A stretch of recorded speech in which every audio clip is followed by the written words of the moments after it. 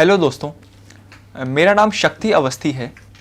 इस साल मेरी रैंक 154 है और इस बार मेरा थर्ड अटेम्प्ट है। पिछली बार सेकंड अटेम्प्ट में मेरी रैंक 296 थी और मैं इस समय IRS हूँ, Indian revenue service income tax में हूँ। इस पर्टिकुलर वीडियो में मैं आपको मेरा ऑप्शनल है पॉलिटिकल साइंस और इंटरनेशनल रिलेशन, उसके बारे में बात करूँगा। मेरे पिछले 2 बार से 300 के ऊपर मार्क्स आ रहे हैं। इस बार मेरे 305 है और लास्ट ईयर 304 थे, इसलिए ये स्ट्रैटेजी आपके काफ़ी काम आएगी। कुछ अपने बारे में मैं बता दूं, मैं लखनऊ का रहने वाला हूं। 2010 में मैंने लखनऊ से ही 12th किया था और फिर मैंने BIT मेसरा रांची से, बिरला इंस्टीट्यूट ऑफ टेक्नोलॉजी से 2014 में सिविल इंजीनियरिंग करी थी। उसके बाद से मैंने जॉब करी और उसके बाद पिछली 2 बार से मेरी रैंक आ रही है। तो पॉलिटिकल साइंस और इंटरनेशनल रिलेशंस मैंने जो ऑप्शनल चुना था, जो लोग सोच रहे हैं ये ऑप्शनल क्यों चुने, मैंने ये ऑप्शनल इसलिए चुना था कि एक तो इसके काफ़ी इंटरलिंकेजेस हैं जनरल स्टडीज़ के सिलेबस के साथ, चारों पेपर्स के साथ, ऐसे के पेपर के साथ भी, और उसके बाद ये मुझे पढ़ने में बहुत अच्छा लगता था सब्जेक्ट। और इसका जो स्पेशली इंटरनेशनल रिलेशंस वाला पार्ट है वो मुझे इंटरव्यू में और बाकी पेपर्स में भी बहुत हेल्प करता था। तो इंटरेस्ट की वजह से और उससे ज़्यादा जो यूटिलिटी इस पेपर की बहुत ज़्यादा थी, इसलिए मैंने यूज़ किया था। और अभी भी मार्क्स भी आ रहे हैं और मेरे अलावा और लोगों के मार्क्स भी इस पेपर में आ रहे हैं, तो ये एक अच्छा ऑप्शन है चूज़ करने के लिए। मैंने शुभ्रा रंजन मैम के यहाँ इसकी कोचिंग मिली थी। तो मैं कुछ चीज़ें बताऊंगा, मैं कुछ स्पेसिफिक चीज़ें बताऊंगा दोनों पेपर्स के लिए, ताकि आपको कुछ यूनिक चीज़ें मालूम चले इस वीडियो के ज़रिए। सबसे पहले तो जो पेपर 1 होता है उसमें स्टैटिक पोर्शन आता है वेस्टर्न फिलॉसफी का, थ्योरीज का, और जो इंडिया की पॉलिटी है उसका, ये पेपर 1 का हिस्सा होता है। उसमें कुछ चीज़ों का ध्यान रखिए जिससे आप स्टैंड आउट कर सकें, क्योंकि धीमे धीमे लोग का लेवल बढ़ता जा रहा है और आपको कुछ चीज़ें करनी पड़ेंगी थोड़ा स्टैंड आउट करने के लिए। तो मैं कुछ चीज़ें बता रहा हूँ, उनका बहुत ध्यान रखिएगा। सबसे ज़्यादा ज़रूरी है इसमें, स्पेशली जो पेपर 1 है उसमें, कि आप ज़्यादा एक आंसर को इंक्लूसिव बना सकें। आप काफ़ी स्कॉलर्स को कोट करिए, उनके आइडियाज़ को कोट करिए, उनकी थ्योरीज को कोट करिए और एक आंसर को इंक्लूसिव बना सकें। उससे फ़ायदा क्या होगा कि एग्जामिनर को लगेगा कि आपने ये चीज़ तो इंक्लूड करी ही है जो पूछी गई है, लेकिन कुछ चीज़ें ऐसी भी आपने इंक्लूड करी हैं जिनका इस जो चीज़ पूछी गई चीज़ है उससे काफ़ी लेना देना है। क्योंकि आर्ट्स के पेपर्स में, ह्यूमैनिटीज़ में जनरली चीज़ें काफ़ी इंटरलिंक्ड होती हैं। कई बार हमको पता नहीं लगता, लेकिन जब उस राइटर ने चीज़ सोची होती है तो उसने काफ़ी चीज़ें इंटरलिंक करके सोची होती हैं। तो अगर आप लॉक की सपोज थ्योरी ऑफ प्रॉपर्टी को अगर आप रिलेट करते हैं उसके ही आइडिया ह्यूमन नेचर से, तो आप पाएंगे कि उसमें काफ़ी इंटरलिंकेजेस हैं, कुछ सोच समझ के ही उसने थ्योरी बनाई। तो अगर क्वेश्चन प्रॉपर्टी पे भी आता है और अगर आप उसकी किसी और थ्योरी से लिंक कर रहे हैं तो ज़रूर उसका कोई ना कोई लिंकेज है और आप उससे आपका आंसर इंक्लूसिव भी बनेगा, आपके काफ़ी एस्पेक्ट्स इंक्लूड भी हो जाएंगे और आपका इंटरलिंकेज वाला पार्ट भी आ जाएगा। इसको ध्यान रखिएगा। उसके बाद एक और चीज़ का ध्यान रखिएगा स्पेशली पेपर 1 में, वो है कि आप डायरेक्टली लाइंस लिखिएगा। जैसे कि अगर जैसे लॉक और हॉब्स ने चीज़ें लिखी हैं तो वो उन्होंने कुछ पर्टिकुलर वर्ड यूज़ किए हैं, ठीक है, आप उन पर्टिकुलर वर्ड्स को लिखिए और हो सके तो उनकी एग्जैक्ट लाइंस जो उन्होंने लिखी हैं उनको देखिए और उनको लिख दीजिए। उससे क्या होता है कि एक तो वो याद करने में मुश्किल होती हैं, तो लोगों को आमतौर पर याद ही नहीं होती, तो लोग अपने शब्दों में चीज़ों को लिखते हैं। लेकिन क्योंकि जो टीचर्स कॉपी पढ़ रहे हैं उनको तो एग्जैक्टली वर्ड्स मालूम हैं, तो उनको जब वो एग्जैक्ट वर्ड्स दिख रहे होंगे जो याद करने में मुश्किल हैं, लेकिन UPSC एग्जाम भी तो आसान नहीं है, वो भी तो मुश्किल है, तो अगर वो चीज़ आप लिखेंगे तो आपको मिलेगा कि काफ़ी बेनिफिट है। और मैं ये काम काफ़ी करता था, काफ़ी मुश्किल मैं चीज़ें याद कर लेता था और उससे मुझे लगता था कि मुझे काफ़ी बेनिफिट मिल रहा है मेरी आंसर राइटिंग में और अल्टीमेटली मेरे मार्क्स में भी। तो कुछ चीज़ें इनकॉर्पोरेट करिएगा।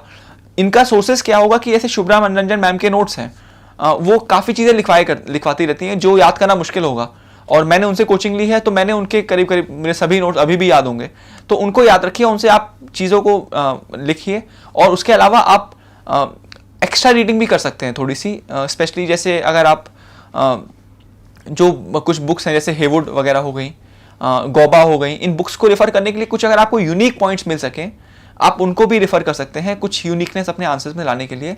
नहीं तो मैम के नोट्स वैसे काफ़ी हैं अच्छे मार्क्स लाने के लिए।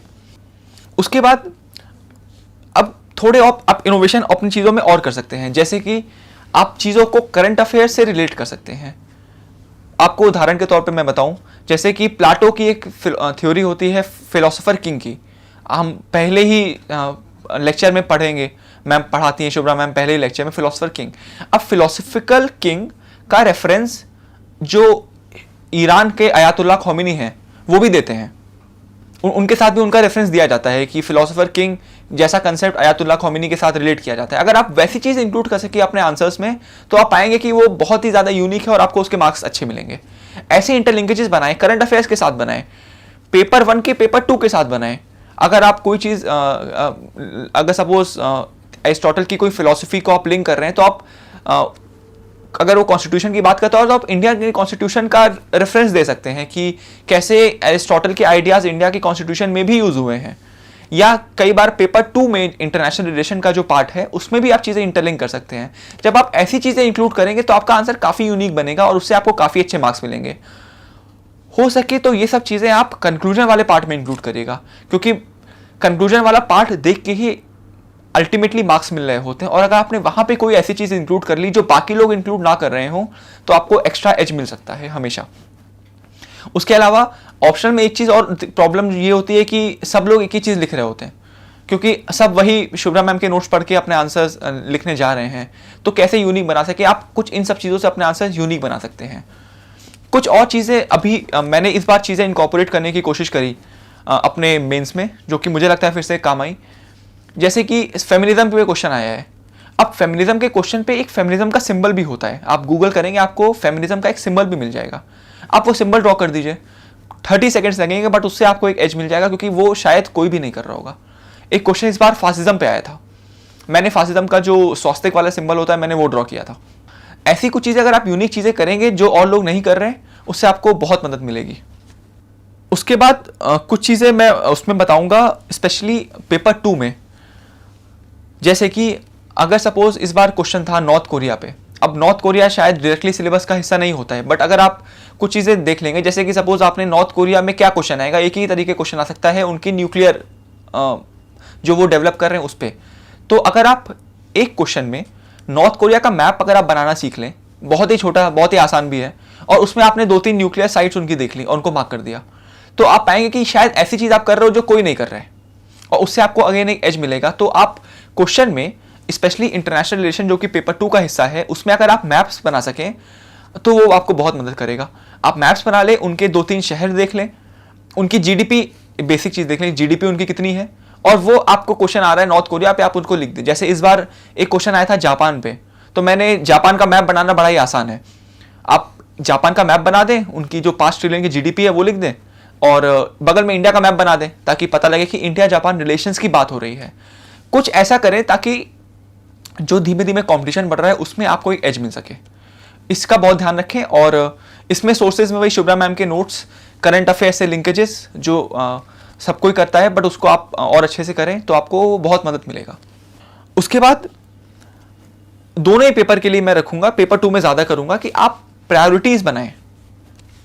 मतलब कि जो आपको कुछ से आपको 3 क्वेश्चन करने पड़ते हैं सेक्शन ए सेक्शन बी में, हर पेपर में सेक्शन ए और सेक्शन बी होता है, आपको एक सेक्शन से 3 क्वेश्चन करने पड़ते हैं और एक सेक्शन से 2 क्वेश्चन करने पड़ते हैं।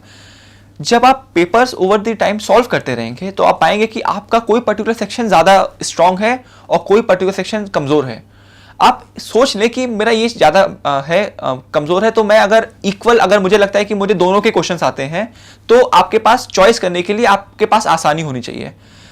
लेकिन आप बिल्कुल भी सोच के मत जाएं कि मुझे हमेशा इसी सेक्शन से ज़्यादा क्वेश्चन करने हैं। कई बार क्वेश्चन इजी डिफिकल्ट आ सकते हैं किसी एक में, तो आप उस समय वो फैसला लें, लेकिन एक प्रायोरिटी फिर भी सेट कर लें। जैसे मेरी प्रायोरिटी मैंने सेट कर रखी थी क्योंकि मुझे पता था कि over the period of time कुछ पर्टिकुलर सेक्शन मेरा ज़्यादा मजबूत है, तो मैं ध्यान रखता था कि मैं अगर मुझे बराबर दोनों तरफ से आता है तो मैं ज़्यादा टाइम ना इसमें वेस्ट करूं कि मुझे कौन सा क्वेश्चन एड्रेस करना है, वो चीज़ मेरे दिमाग में क्लियर रहे। क्योंकि इतना भी टाइम मेंस लिखते टाइम नहीं होता कि हम ये भी नहीं सोच पाते कि कौन सा क्वेश्चन करना है, तो कम से कम टाइम हमारा इन सब चीज़ों में वेस्ट हो सके। इसलिए एक प्रायोरिटी आप ज़रूर सेट कर लें जो आपको काफ़ी काम आएगी। उसके बाद इस पेपर 2 में आप कुछ और चीज़ें कर सकते हैं, जैसे कि क्वेश्चन इस बार था नैम पे, नॉन अलाइंड मूवमेंट पे, तो आप वर्ल्ड मैप बना लें और उसमें अगर आप मार्क कर सके कि कौन सी कंट्रीज नैम का हिस्सा हैं, वो आपको फिर मदद करेगा। और आपको शायद सोचने में अभी बड़ा लग रहा हो कि मैप, वर्ल्ड मैप बनाना में टाइम लगता है। अगर आप प्रैक्टिस कर लेंगे तो वर्ल्ड मैप बनाने में 30 से 40 सेकेंड्स ही लगेंगे, आप रफ तो ड्रॉ कर ही सकते हैं। अगर ऐसी चीज़ें करेंगे आपको वो फिर हेल्प करेंगी। और आजकल लोग ऐसा करने भी लगे हैं, तो हो सकता है अगर आप ऐसा ना करें तो आपको डिसएडवांटेज हो। तो डिसएडवांटेज ना होना खुद में ही एक एडवांटेज होता है, तो इसका भी ध्यान रखें। उसके बाद चीज़ों को करंट अफेयर से रिलेट करते रहें और कीवर्ड पे खासकर ध्यान दें। जैसे कि जब अप्रैल 2018 में मोदी जी चाइना गए थे इनफॉर्मल समिट में, तो एक टर्म आया था वुहान स्पिरिट। अब इस वुहान स्पिरिट टर्म का एक सिग्निफिकेंस है, तो आप वुहान समिट लिखने के बजाय अगर वुहान स्पिरिट लिखते हैं तो उसका एक ज़्यादा वैल्यू है, क्योंकि किसी पर्टिकुलर रेफरेंस में वो टर्म यूज़ हुआ था। तो कुछ पर्टिकुलर कीवर्ड्स जो आपको सुनाई पड़ रहे हैं न्यूज़पेपर्स में, उनको ध्यान रखें, क्योंकि उनका सिग्निफिकेंस है और आप न्यूज़पेपर्स पढ़ेंगे तो आपके दिमाग में वो वर्ड्स आते रहेंगे। उसके बाद स्पेशली पेपर 2 में एक चीज़ का ध्यान रखिए कि बहुत सारे कीवर्ड्स होते हैं जो हमारे प्राइम मिनिस्टर अपनी स्पीचेस में यूज़ करते रहते हैं, एक्रोनिम यूज़ करते रहते हैं।